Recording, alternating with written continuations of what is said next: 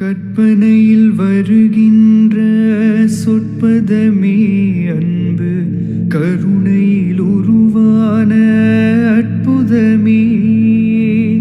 கற்பனையில் வருகின்ற சொற்பதமே அன்பு, கருணையில் உருவான அற்புதமே.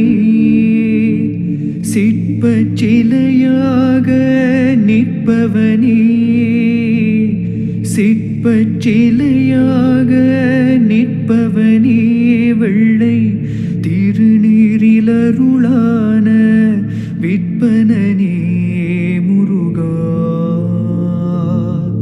முருகா. உனை பாடும் தொழிலின்றி வேறு இல்லை, என்னை காக்க உனை இன்றி யாரும் இல்லை முருகா.